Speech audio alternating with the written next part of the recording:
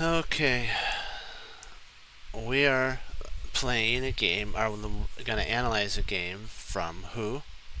Emmanuel Lasker. Oh yeah, he's the he's the guy that everybody should model after. He started a lot of revolutionaries in how he played. He wasn't set on just one set of play. He wasn't a modern player. He was whatever he needed to be, and that's what made him the best of the best. So let's see how he takes chess to the whole new level. He's facing a player named Henry Edward Bird. And I believe this is the gentleman that might have made the bird opening. So we'll have to see. Okay, let's dive right into it. Oops, I gotta flip the board because that's who's playing Emmanuel Lasker. We want to see it from his point of view. All right, so with the Henry, or we'll call him Bird. Bird did F3, F4, and Emmanuel Lasker played D5. So when they counter in the center, when you counter in the center, your opponent should either try to challenge the center or counter strike on the side. And the same goes with whatever side. If white had counter struck on this side here, probably, like, we'll just go back really quick. If he had played, I'll show you this move here, Emmanuel Lasker probably would have played e5, challenging the center, making sure that he has the ability of an attack right there, and so that everything will work out good. Okay, so I just wanted to show you that type of setup. So we're going to go back to the game, and now Bird plays e3 and Emmanuel Lasker plays g6. This is an interesting line.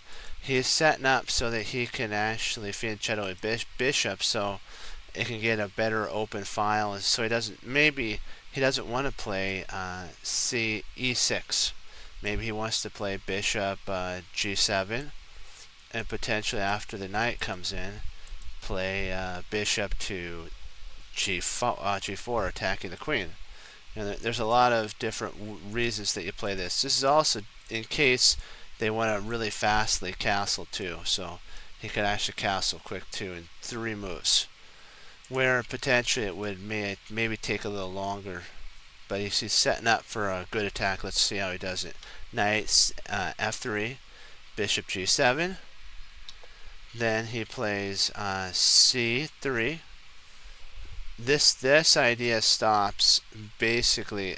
This is kind of an interesting idea. I think it's preparing to lock down with b4, a4, and then maybe get the pawns rolling that way. Let's see here. I have to check this out. c3. This is a tricky one. If you guys have any comments you want to put in, you're more than welcome to. Okay, this, I don't think. Oh, I see what he wants to do. He wants to be able to stop Black's dark. Oops, my bad there. Black's dark squared bishop, and at the same time potentially play g3, knight, maybe b2, or b3, knight b2, or maybe he wants to, like what we're seeing, lock down the position like this. But that's a really odd looking move. I think he probably should have just developed a knight. And if he's going to go down that route, probably Emmanuel Lasker would have probably played knight here, G. Probably would have came in, bishop, knight takes, bishop takes, bishop takes. I think this is what Bird was kind of afraid of, this type of pawn structure that would have came down the board. So to prevent all that, he went c3. And so that's kind of interesting. I think it might be a dubious move in my opinion. I don't think, doesn't develop. Knight f3. See, Madagascar has how many pieces developed to Bird's 1 to 2. So he's got a lot of time. And so now I think he's thinking about playing into here. A6. That stops any poking in. He probably wanted to play via b5 into d4. That'd be an interesting idea. A6, castles, knight c6. He's coming back. He's coming back another route. Rook e8, knight to e5. This provokes a knight takes move. Really good move. Then knight d7. Now he's threatening to win this pawn. And so d4 is an important move now. And now Madagascar has a more intact pawn structure. It has one pawn island. Let's look at. See the pawn islands? That's one. Bird has two. One here. And surprisingly, this is a pawn island. Because they're all connected. So 2 versus 1. In an endgame, Madagascar would have a stronger position. So f6. He's trying to crack open the center. And this is a really interesting move. I think it's kind of a slightly questionable. It makes sense, but it allows black to white to play the, e6, which if a player did that, the pawn would fall. So this is provoking more likely f takes or e takes to f6, e takes f6, and then now Madagascar has the complete open e file, which or half open e file, which he dominates. So his opponent ain't gonna give him any of that, and so Madagascar plays knight b6, covering the pawn, preparing to play c6. Knight comes in maybe, or maybe unleash the bishop with pawn there. There's a lot of play still left to the board. So takes. Now he again controls the open file. So there's b3, and more likely the bishop's probably going to go to b2. Oh, knight d3. Interesting. Keep intact the.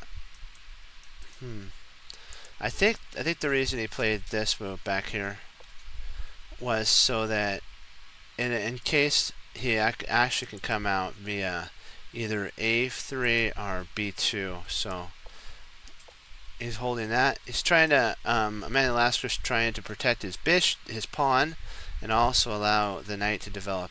I think also the reason he played b3 too back here was actually to prevent the knight from infiltrating in via a4 and c4.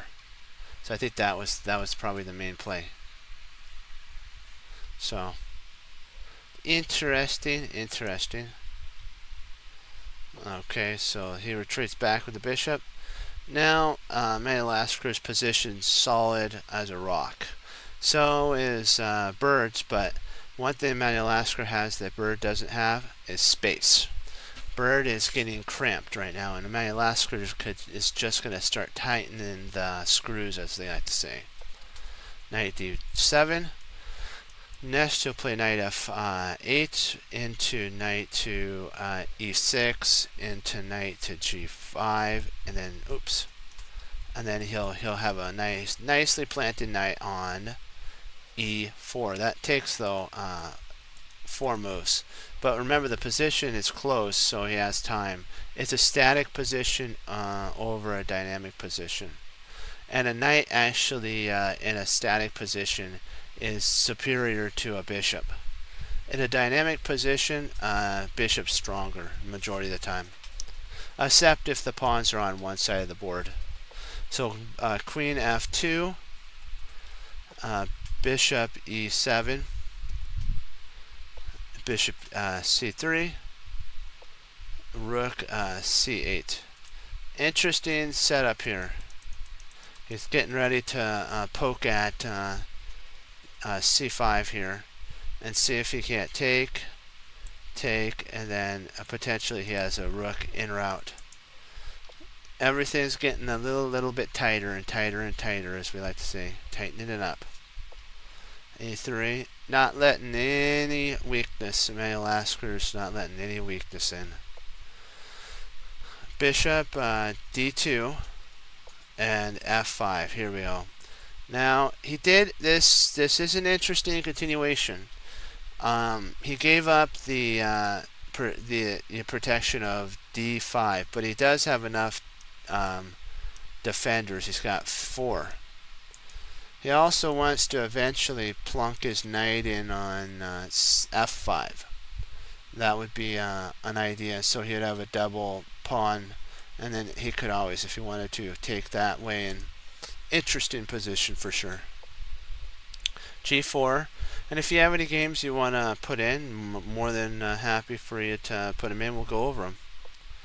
Bishop E7, R6. And let me see here. One moment.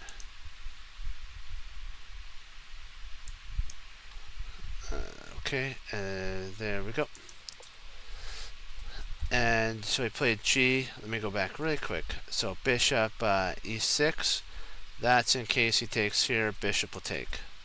He doesn't want to allow takes and then takes. That shatters his pawn structure.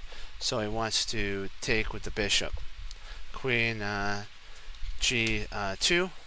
This is an interesting position for white, because if takes here, the bishop takes, queen takes. It's starting to look a little loose for white right now, and white's going to start feeling the pain. So he takes, and knight F6. Here comes the hero.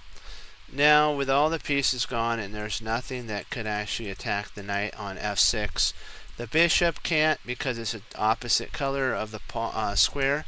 The knight would have to do a lot of attacking, and this actually makes it so that the bishop has to retreat one of these two squares. More likely, the bishop would have to go to E1. When the bishop goes to E1, it breaks lines of communication with these two rooks. So that's what Emmanuel Lasker is thinking about playing. So in it comes. And now rook to F3. Very interesting continuation. He's preempting that if Lasker takes on D2, that the queen would take back, and this pawn's protected twice. So, and then Bird's planning on doubling up rooks. These two rooks here, right here. So it's going to be an interesting continuation, and we're loving it. We're going woo woo right ahead. Bring on the artillery rounds. Then it's bishop H6, and then there's knight at E5. Because remember, with that pawn gone from knight to E5, Black's not the only one that could block a knight on E. Black has his on E4, and White has his on E5. And so they're basically, Bird's saying, what you gonna do? What you gonna do? My knight's coming for you. Hey, bishop G7. And so it's like, Emmanuel Lasker's like, bring it. I'm gonna take your knight here, and after you take back, I'm gonna win a pawn. And I'm going to be a whole pawn up, and I'm going to go into an endgame where I'm completely winning. So the knight has to go, oh no, I made a mistake by coming forward. I allowed Emmanuel Lasker to get his bishop into a better spot, and he had to move his knight back. So not very good. And back there, now actually surprisingly, if Bird wanted to, I think Emmanuel Lasker might have gone for a draw here, because it's equal position. I think they might have repeated. But Bird wanted more. And sometimes when you push for more, even though the position's a drawn position, you can end up losing the entire game just because you want to push. Remember, sometimes a win is a draw. One sec, let me get a drink. Let's do it.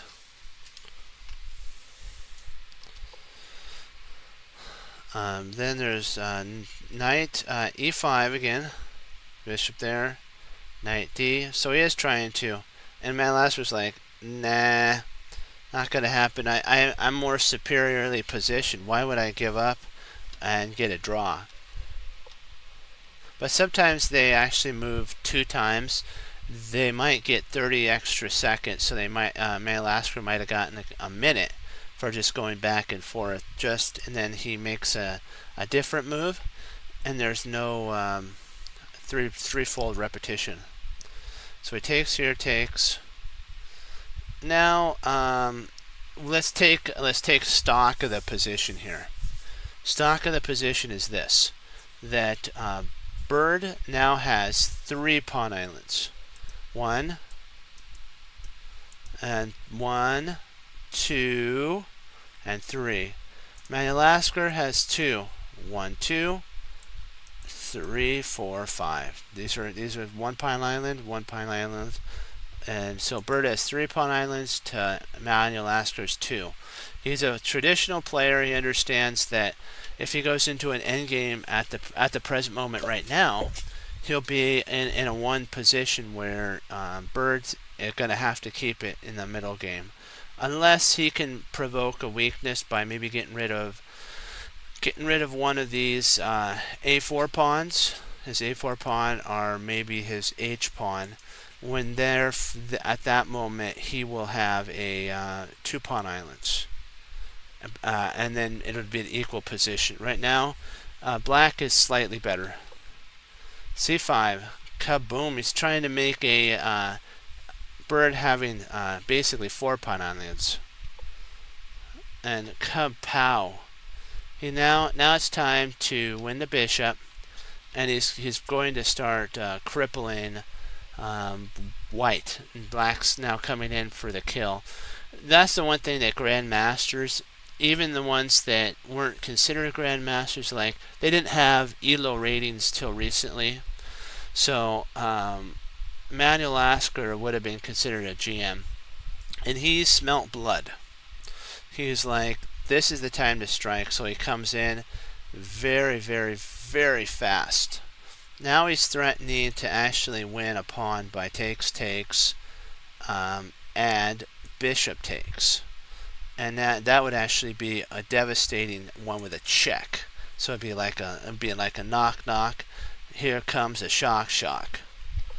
Rook A to F1.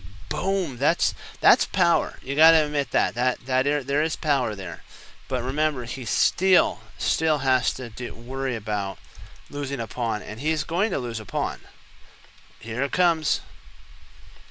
There we go. That pawn is dropping.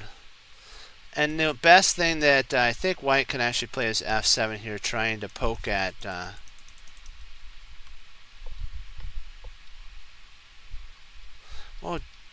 Doesn't that lose a knight?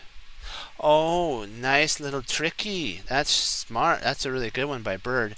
If you take this knight, he can actually play rook takes f8, rook f8 check. Excuse me. When you take here, the queen will take, and it will be a check on the king, and your whole position falls apart. Always look for, why didn't my opponent give me a piece? Sometimes they're setting up for a stalemate. Sometimes they're setting up for a sweet discovery like this. You gotta love that. Now Madalascar is up 2 whole pawns. 1 now.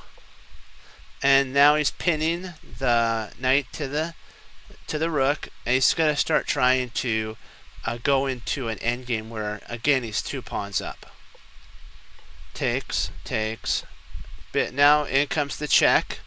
You gotta love this. He can't intercept here. He's going to have to actually come king to, I guess he could go to king h1. Then takes. Very interesting. Takes. Rook e1. Check. Now he's taking another pawn. So now he's 3 pawns up. Bird's trying to go after this pawn here. And Madagascar's like, nah, not gonna happen. Rook d6, or d3, I mean, and then bishop c5. And now there's no real way. He's in a complete losing position. So if he takes here, this knight drops. And if the knight moves, the bishop takes, rook takes. He's getting closer to an endgame. And even if rook takes, pawn takes rook here, Madagascar's got this move, and he'll pick it up, and he still has his two connectors. Once all these pieces go off the board, even this pawn for that, let's say he loses this whole sector over here, but all these pieces come off the board. These two warriors right here will win the day. So let's say, yeah, I think that then the game ended here. Bird resigned. So we're gonna do two more, and then we'll do some puzzles. Oh yeah, puzzle. Let's do it to it. Excelente. And here we go. We're gonna get on to this one right here.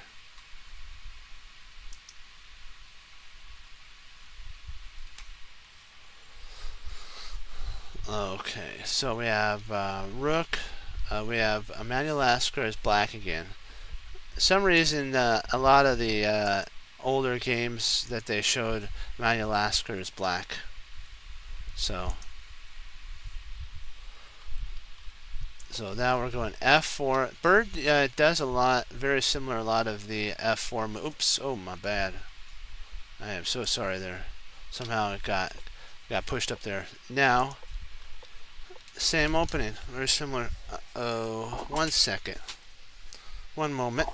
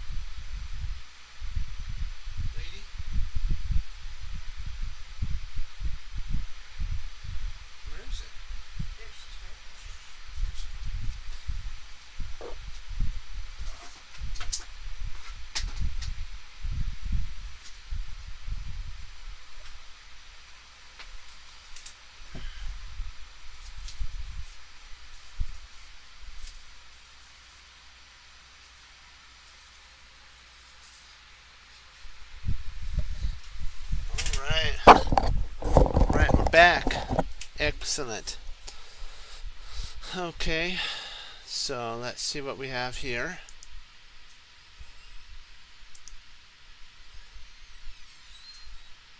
Excellent. I just want to check to see.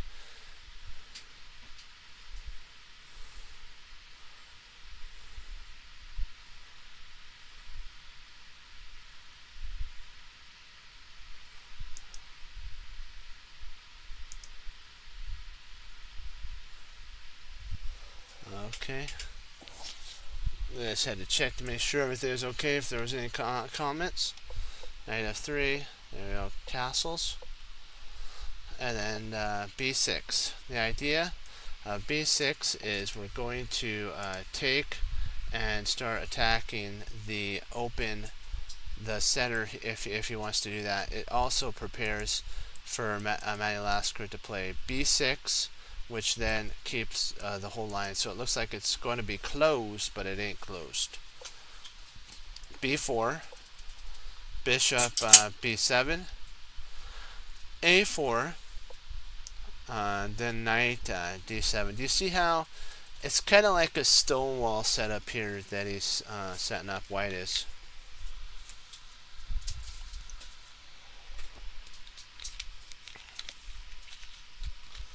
But it's the traditional stonewall bird opening. It's pretty cool. Castles, rook c8, and now he's getting ready to play c5. Pawn takes, pawn takes, pawn takes, rook takes, and he's got an open file or half open file controlled by Emmanuel Lasker. There it is, c5. Here it comes. Takes.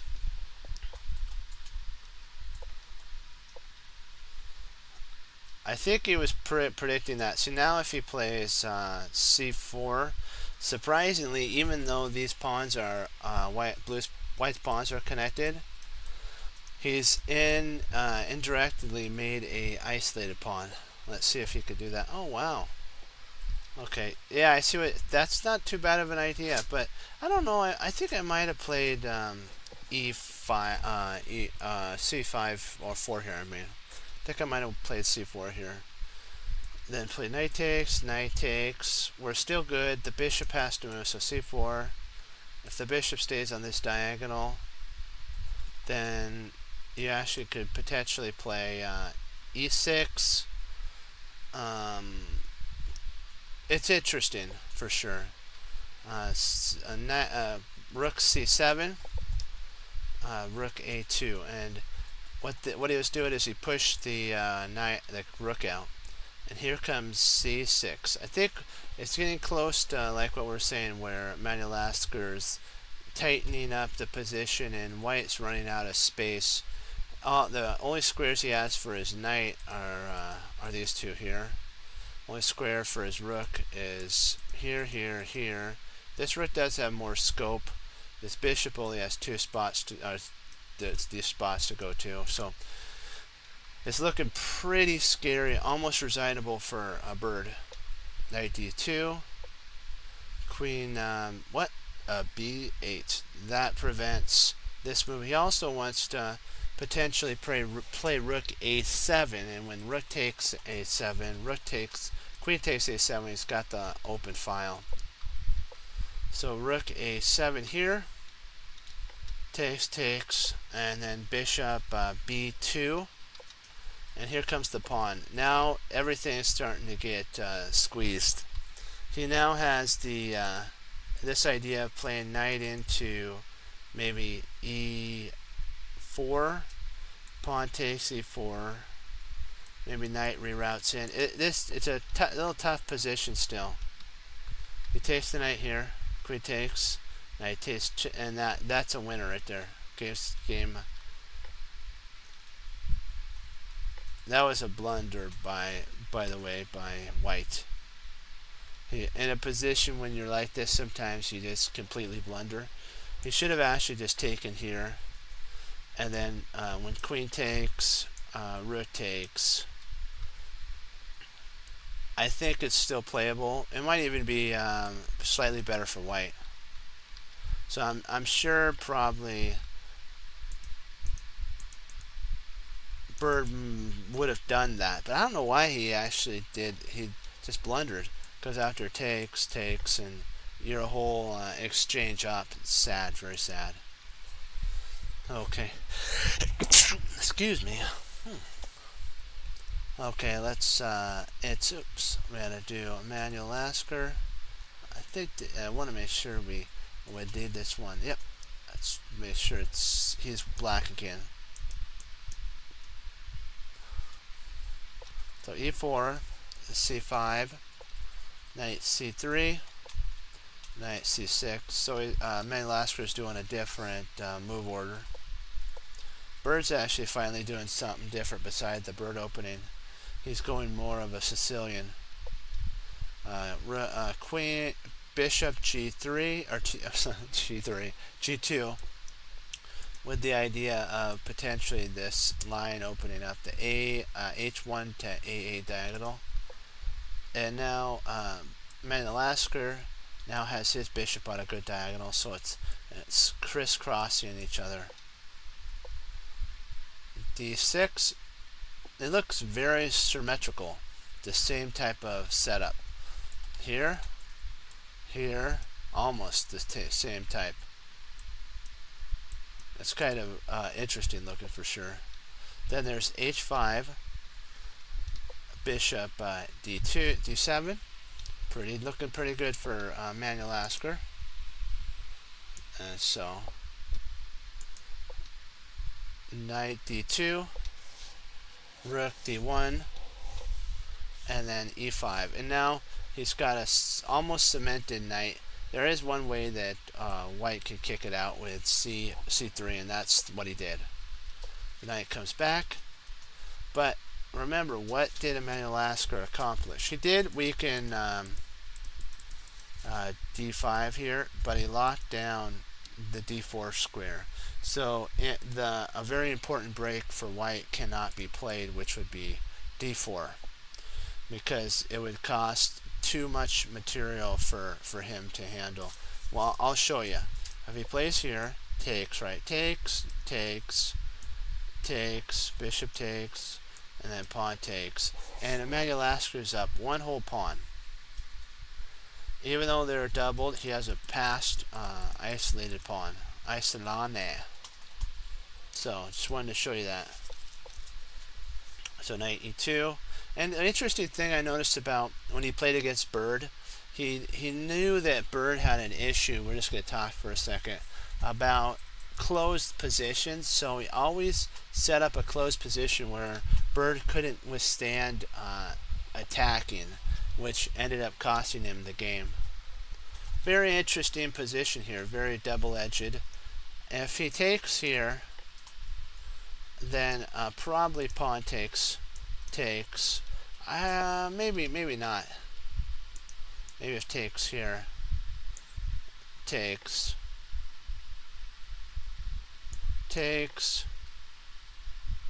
probably bishop takes, and then now Emmanuel Lasker will probably play around his isolated pawn. He has all of his pieces still on the board, and potentially after knight f6, castle kingside, he'll probably mobilize all of his forces and go for a complete knock-knock on the position. So he comes there, bishop takes, knight takes. So now again he's mobilizing everything. The interesting thing is how both kings are in the center. They're not really at this present moment worrying about king safety because of how closed the position is. Here, it's all there. No pawns have been traded off, so it's actually okay for the kings to be in the center. If white tries to keep maneuvering his pieces around, black can actually justify himself to play king f7 so that he can connect his two rooks and get his rooks involved. And white might actually at that moment castle kingside. So it's going to be interesting. Takes. So Bird's trying to open stuff up. Queen side. Oh yes. Now he's going to try to say to Bird, "What are you doing, bro?" And Bird kind of obliged him by locking down the queen side. By this move, I am not so sure that was the best continuation. I do not know. I think maybe he could have tried maybe taking here, and then had takes, maybe this. But I think what he was afraid of is this queen, this rook opening onto the queen. He still could actually play this way, have the bishop, or what he could do is if takes here, he can actually play knight comes in too. That's an idea, and then prepare bishop c6, and then d5, d4, something like that position.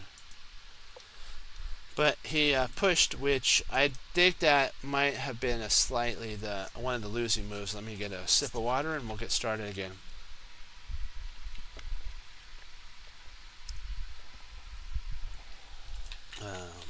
Thank you for obliging me with my drinking there.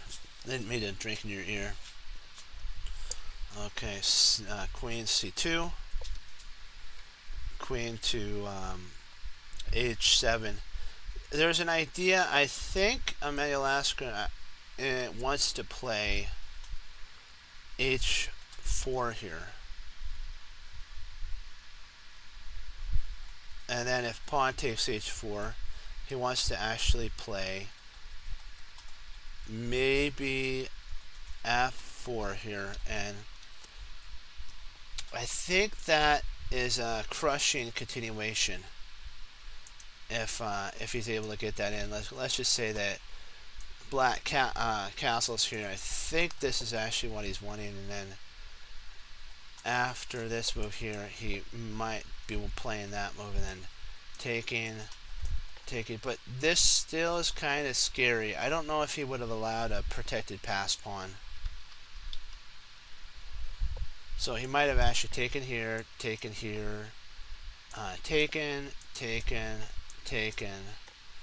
and then he would have had the pass pawn, and I still think that black's winning because of this outside pass pawn. I don't see any advantage. So he castled there. So here, castles. Rook g, hg8. He's preparing that this pawn push. If he pushes this way, takes, and takes, he can maybe put a knight there. So they're all. Do you notice how they're all sensing that the king side's going to be the side that's going to be attacked? They know that there's no really queen side attack here. They're either going to be playing for a center thrust, and Emmanuel Lasker said, I want to bust open the side. And if he could bust it open, he'll be able to basically win. But if white can hold his attack down, there's probably going to be a draw. And that's probably okay for Emmanuel Lasker, but he wants to go for the win. Knight a6. The idea is knight a6 to c7, and then maybe even I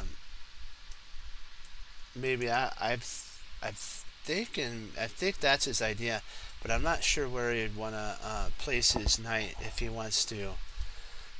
After he plays c7, he might want to play it over here, but I'm not sure if there's any potential. I also think that this idea puts a little pressure on d4, which would make it so that he's provoking c4, which then locks down the queen side, which gives him full play on the king side. I think that's kind of the idea. So knight c7, and there you go. He's provoked what he wanted. Rook g7, and now he's going to slide his rook d8 to g8. So he's poking right back in. Now he wants to come in and into h4, because this he saw that each pawn move has a weakness. When this pawn move moved from c3 to c4, my friends, it gave up the protection of b4. So Emmanuel Lasker can actually, put his knight in there, provoke a3, which then starts loosening up white's position, and after a3, he can just come back again and say that white's pawns are kind of messed up on the queen side.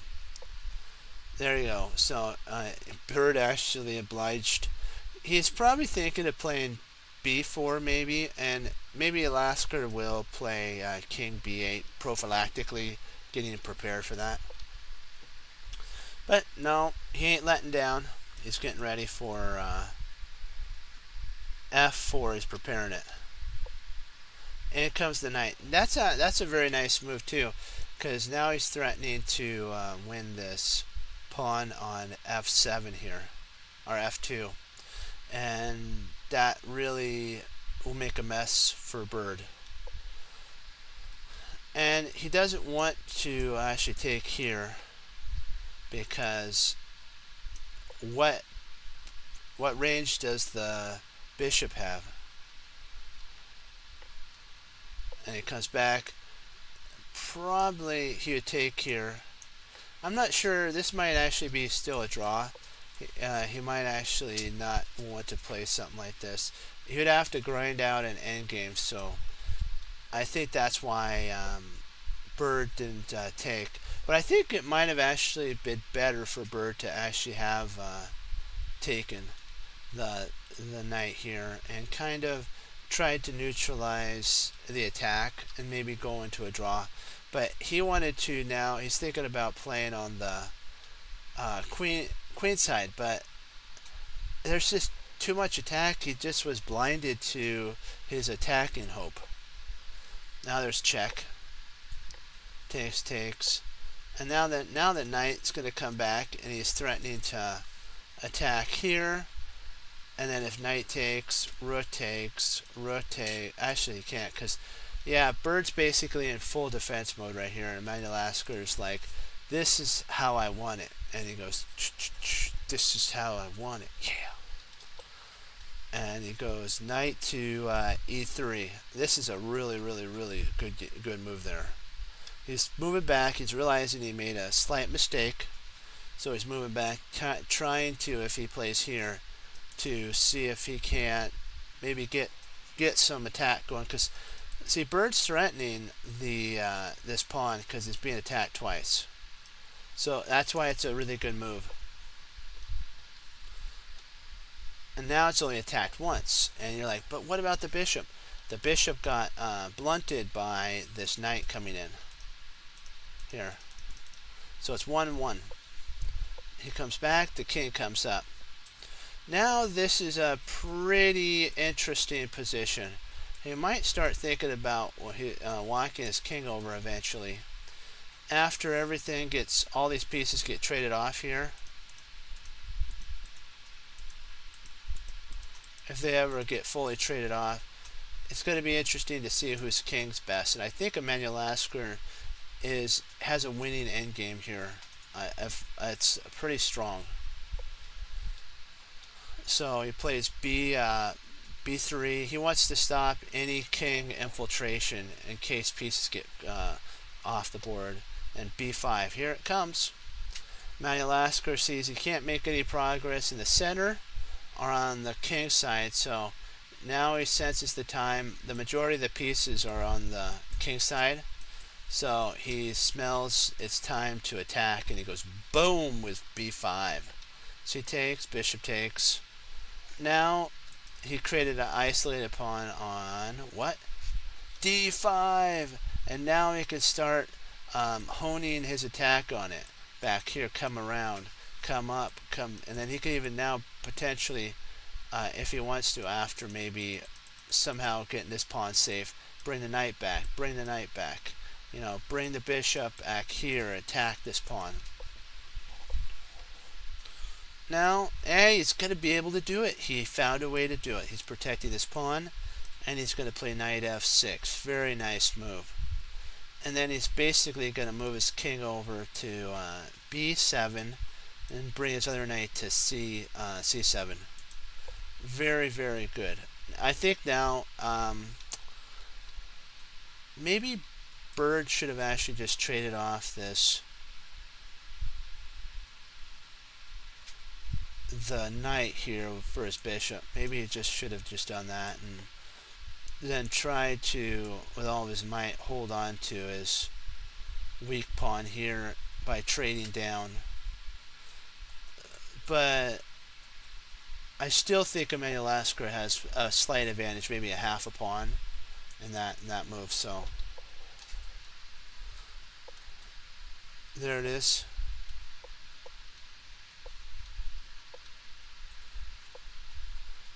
Now he's getting the rolling, as I like to say. Takes. Boy, this is very interesting of a position. He wants to come around via probably into e5 here. And probably lock something down, maybe a6, come around this way. Maybe even rook up, and I don't know, there's a lot of play here. Check.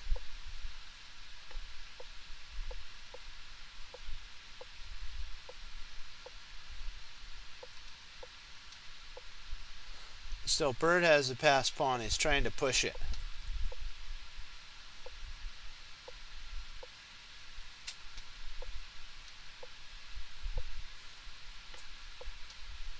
Check. Alaska, this is getting interesting. They agreed to a draw here because I don't think there's any way they can make any progress. Alaska is going to win this pawn. Burst has an outside pass pawn. I think with proper play they would actually win. This would be a one position, probably for Alaska, but he's like, I don't want to risk losing because of having an outside passer, so he just basically cashed in and said, you know what, it's better to have a draw than a loss, which is smart. Remember, sometimes in a tournament it may come down that all you need is a draw to win, so you have to keep that always in your forefront, that a draw isn't bad. If you're tied and you're the person who is, let's say you have a 6-round game, right? You both won 5, then your opponent lost. The person who, is equal to you in rating for points lost. Now it's 5-0, right? You can get 5.5 by just drawing, and then you become first and you win the whole entire pot of money. That's good. That's a good day. So just keep that in your forefront. And if the player's higher level than you might even get some points in the process. So congrats on that. So let's see, what do we want to do here? I think probably we'll call it right here for right now, and pick up tomorrow. Wanted to thank you all for logging on and participating. And remember, like what we always say, chess crunching is fun when you come to Chess Cruncher and Chess Cruncher TV. And like what we always say, remember to honor the Lord Jesus. And like what I say is, God bless, my friends. And I'll see you next time. Be blessed. Bye-bye. And keep playing chess, because Chess Cruncher loves you. Hey, how you guys doing? Welcome back. Let's do it to it. Okay, we're gonna be doing some French defense. Now we're gonna have to turn the board. We're doing some games from Grandmaster Simon Williams. So let me get a sip of water here, and we're gonna get a rockin' and a rollin'.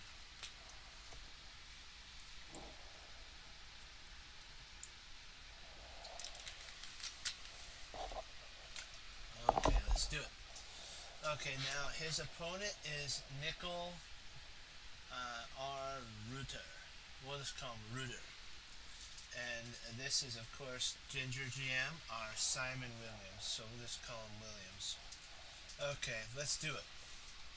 Reuter is white, and Reuter plays E2, E4, E6, and D5. This is the start of the French defense. After this, the French defense is basically begins.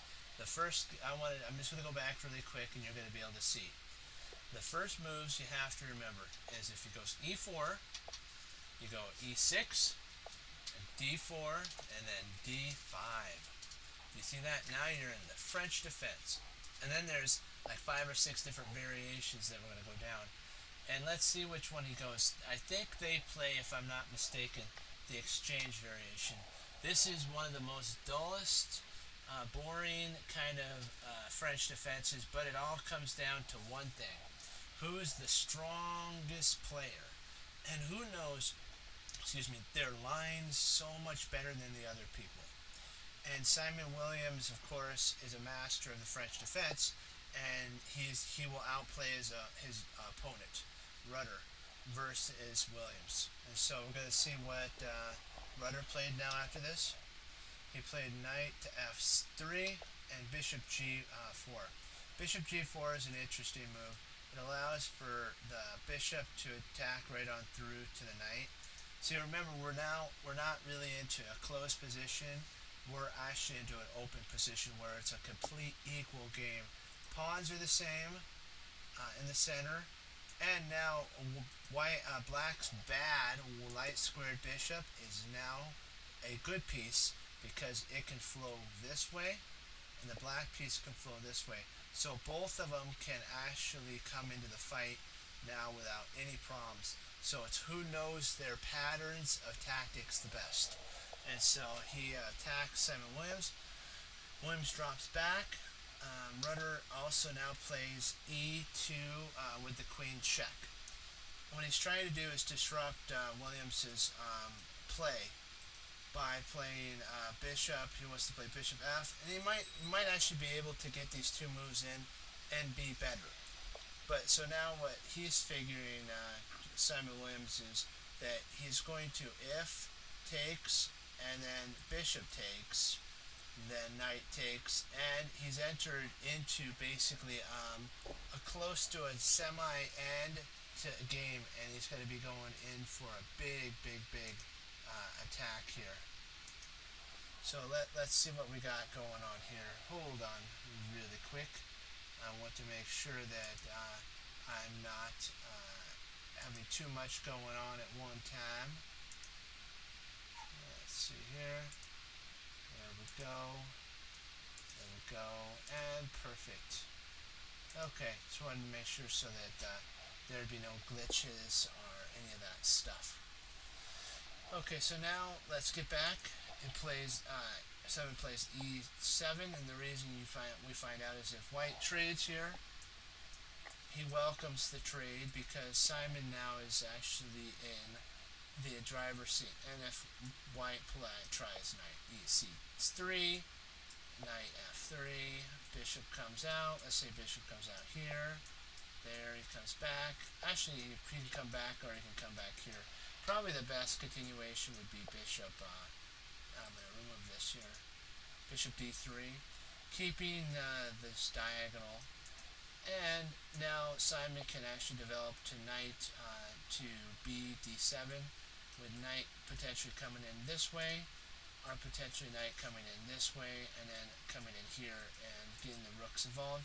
He also has the potential of a pin here, so like if you didn't want to play that but you wanted to kind of tickle the knight a little bit, you could do that, and then this. And he probably could castle and have castles.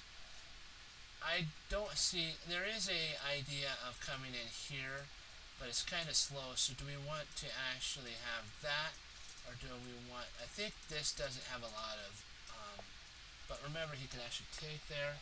So I'm thinking in this way of rerouting everything. And there's also an idea too, I gotta go back here, where bishop to g3 is a huge idea. I mean g6 is a huge idea. After bishop takes, there's some that believe that taking here because you get an open file is actually a good idea, and then there's some that say that taking towards the center is better.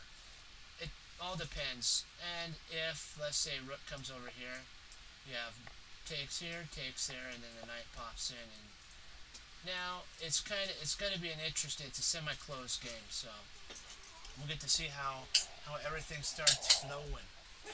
So now the bishop intercepts so that does not happen at all. Then knight c6, knight c3, and then castle queenside. Simons knows that his opponent may castle kingside, but I doubt it because of how clustered the pieces are. So castle queenside. So now it's a game of positional play. Who can out positionally move their opponents? And so Simon starts off first with bishop b4, with the idea of potentially bishop a5, and then maybe potentially pushing the pawns down the board, maybe after queen a5, a6, b5, and then b4, and then undermining the a2 pawn. So pawn g4. When stuff's locked in the center, which the pawns are all locked here, the play is going to be on the side of the boards, which the side of the boards are the queen side here and the king side. So this right here is the king side. I'm just going to draw the arrows, and this right, oops, not up there, and this is the queen side. So queen side, king side, and that's where the play is going to be done because the center is fully locked. This is considered the center. And then there's the. I'll show you something. A lot of individuals don't know this, but you will. There's something called the outer center, which is this. This is your outer center here, but this is the inner center right here. This is where everybody strives.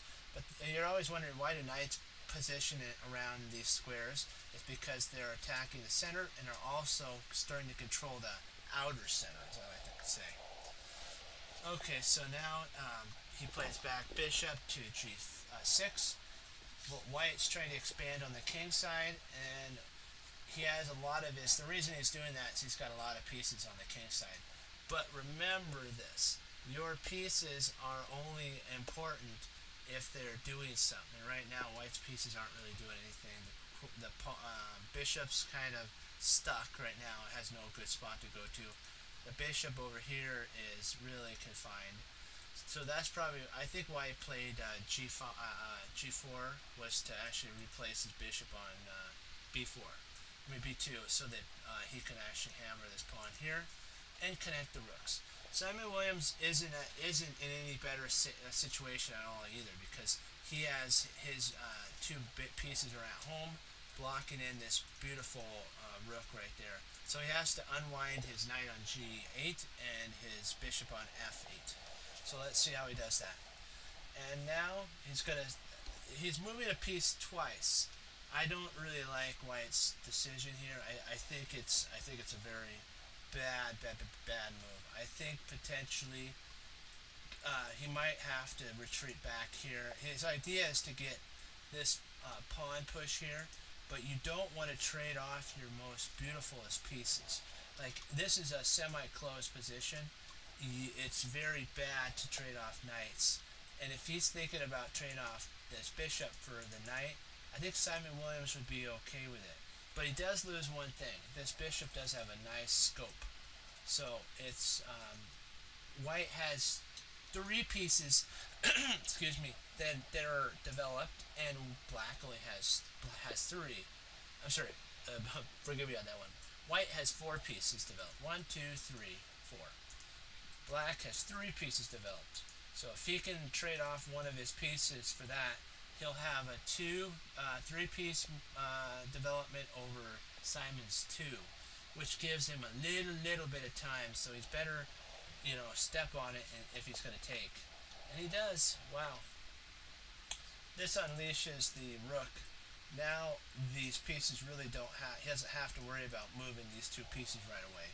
This rook now has an half-open file that he's now sniping this rook here.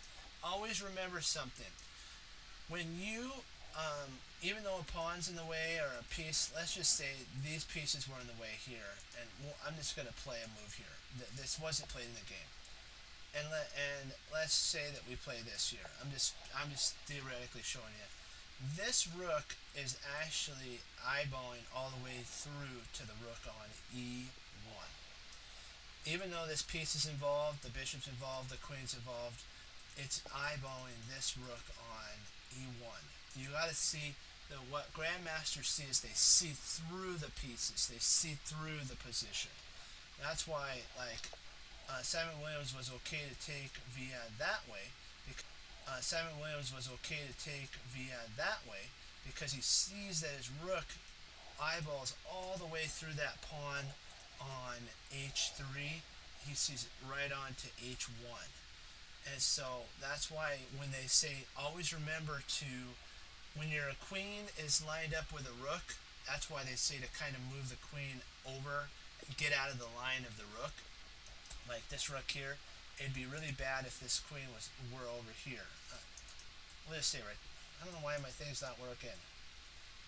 Well, okay, queen here goes to queen there, and this rook in theory is looking straight onto that queen, even though these two pawns are in the way on d4 and d5. This rook is x-raying right onto that, and so you can actually make plans based on that. You can win pawns based on that. It's really cool. Excuse me, let me get a sip here.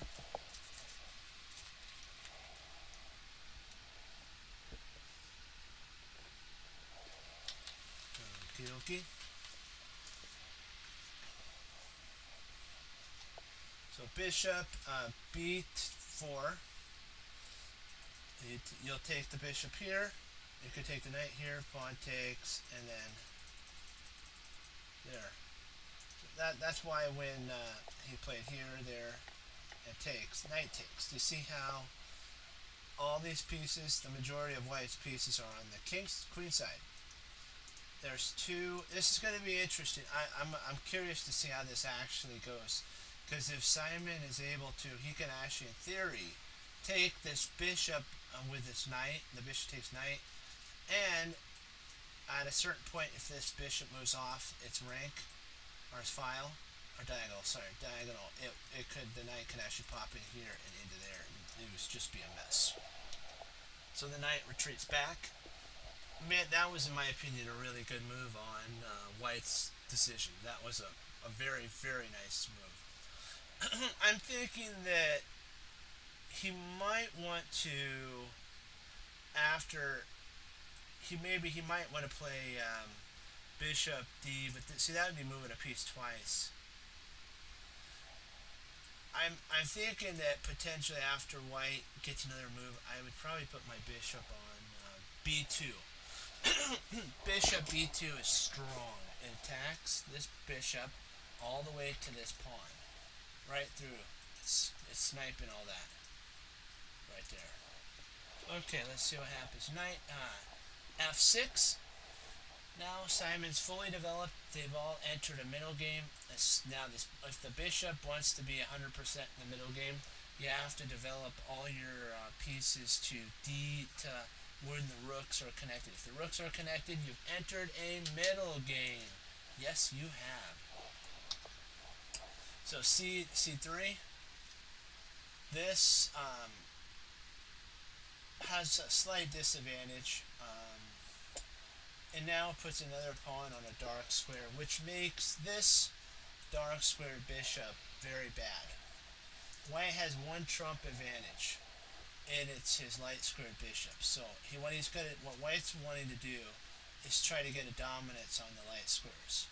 And so if he can actually play bishop like b2, he can have a dominance from the h1 to a8 diagonal. So that's a killer position right there. Simon retreats back. He's now trying to, if he can, to probably develop this rook here. Maybe move his knight back. I'm trying to figure out. Well, I think if he moves his knight here, I think Simon would probably bring his knight there, there, there. You have to ask yourself, where do you want this piece? Right here. Oops. Actually, let's go there. Where do you want this knight? So you have to ask yourself, where do you want this knight? Where? And so that's a big thing that you have to always remember.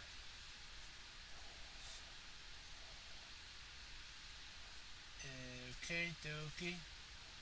So now the knight played to d2. Oh, there we go. Knight takes. Bishop comes up. So now you get to see about the x-ray all the way to the rook. This bishop blunts these two, so Simon can actually pick up a whole pawn. He comes back, now he's a pawn advantage. This bishop, a dark square bishop's a horrible piece. He now is perfectly placed to start the onslaught. Rook attacks the bishop, knight comes in. Now we're just gonna slowly get through. If you like what you see, please subscribe or sub. That'd be much appreciated. And we have some emotes too, if you like. You can have those when you sub or follow. Okie dokie. Let's see. You could play here, and then you could attack the bishop there, or play rook here. This is going to be an interesting position. So rook h5. You're attacking this bishop. So, oops, my bad. That's not where it wants to move. it plays to bishop to f4. That's a very strong position. And you can actually now he could put his knight in here, bring his bishop if he wants to here, double up his rooks. Get his rooks involved. It's going to start becoming. See, there we go. I didn't even look at it, and we actually saw what the move sequence was. Also, white now has a disadvantage in the pawns. We have to look and see to ourselves what is the advantage for black, what is the advantage for white. And what you got to do is you have to ask yourself, what look at the pawn structure, then you can kind of judge. Like, let's see how many pawn islands we have. We have one for Simon, and then you have two. So these are one pawn island. These are one pawn island. White has one pawn island here, has a pawn island here, and then has a pawn island. So 3 pawn islands to 2. And if we went to an end game, Simon Williams would be beating Rudder totally. So that's why he's okay with trades. He's okay with the trading of pieces. Then we have knight rook e2. We have rook ef. He went rook d6 to f. Up here he rovered it to f6 here. Now he's attacking the knight. He might even play this, doubling up rooks, and he's going to be willing to trade one rook off for 2 minor pieces if he can keep it in the endgame. Now we've entered a very interesting position. We've entered an isolated pawns 2. It's actually 3. Now let's take a look at Simon Williams' position. My opinion, I think he's probably maybe a whole pawn and a half ahead. Let's look at the pawn chains. He has how many pawn chains? Let's see. 1, 2, 3, and he has 4 pawn chains. If they're connected, like if there was pawns here and here, this would be considered one complete pawn island. But because it's not, they're individually pawn chains or pawn islands. So Simon Williams still has his 2 pawn islands, where Rudder has 4. And so now if all these pieces 2 pawn islands, where Rudder has 4. And so now if all these pieces